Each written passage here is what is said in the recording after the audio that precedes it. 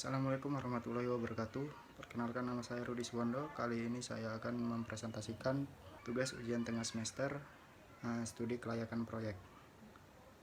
Proyek pembangunan perumahan seiring diidentifikasikan dengan perusakan lingkungan akibat perubahan tata guna lahan. Oleh karena itu, diperlukan rencana pembangunan yang berwawasan luas berdasarkan hasil analisis mengenai dampak lingkungan atau AMDAL, yang bertujuan agar lingkungan dapat mendukung pembangunan yang berkelanjutan. Proyek pembangunan citra alam mandiri ini mempertaruhkan modal yang besar dalam jangka panjang, sehingga selain diperlukan perencanaan pembangunan yang berwawasan lingkungan, juga diperlukan perencanaan anggaran biaya yang kuat. Penelitian ini ditujukan untuk mengetahui apakah dampak proyek pembangunan perumahan citra alam mandiri terhadap lingkungan, untuk mengetahui perencanaan anggaran biaya, dan untuk mengetahui kelayakan investasi bila ditinjau secara finansial. Apakah dampak dari proyek pembangunan citra alam mandiri terhadap lingkungan? Berdasarkan penelitian, dampak yang ditimbulkan akibat proyek pembangunan citra alam mandiri antara lain: 1. Debu berterbangan akibat mobilitas kendaraan berat. Yang kedua, peningkatan kebisingan akibat pengoperasian kendaraan berat. Yang ketiga, peningkatan erosi tanah. Yang keempat, dampak terhadap aspek sosial, misalnya kecemburuan sosial akibat benturan atau konflik antar penduduk. Yang kelima, perubahan iklim mikro akibat pembukaan lahan perumahan.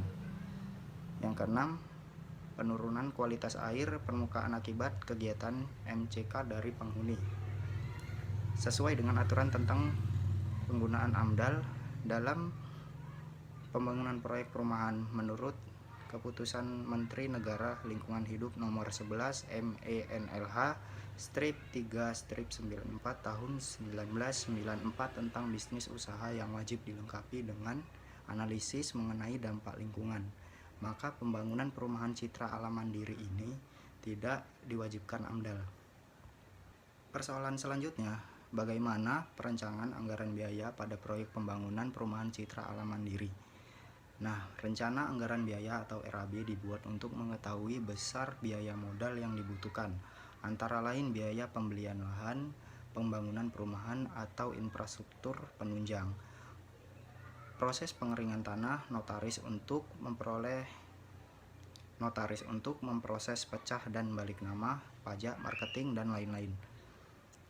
Perencanaan anggaran biaya proyek pembangunan citra alam mandiri ngepak dihitung dari biaya pembelian lahan, biaya pembangunan konstruksi dan infrastruktur penunjang, biaya proses pengeringan tanah, biaya notaris, biaya pajak, dan biaya marketing.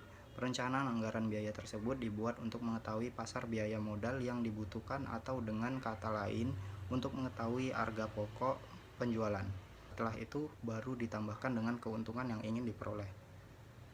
Pertanyaan selanjutnya, apakah proyek pembangunan citra alam mandiri ini layak untuk dijalankan bila ditinjau dari segi finansial? Analisis finansial ditinjau dari adanya 1. Rencana anggaran biaya, 2. Perhitungan harga jual, nomor 3. Proyeksi pendapatan, 4. Proyeksi NPV, IRR, dan BRC.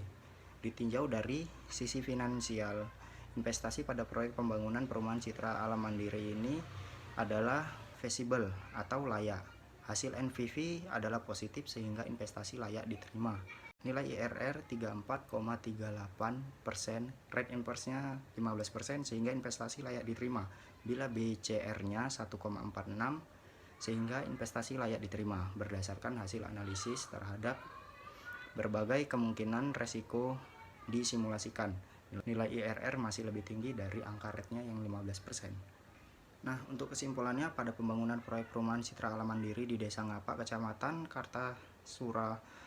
Suraharjo tentang penggunaan AMDAL dalam suatu pembangunan proyek perumahan menurut Keputusan Menteri Negara Lingkungan Hidup Nomor 11 MENLH-3/94 Tahun 1994 tentang jenis usaha yang wajib dilengkapi dengan analisis mengenai dampak lingkungan, maka pembangunan perumahan citra alam mandiri ini tidak diwajibkan AMDAL.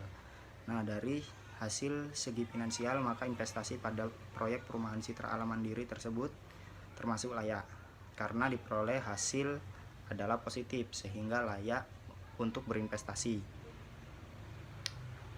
Detail nilai IRR 43,38%, rate rate inverse-nya yang 15% sehingga investasi layak diterima.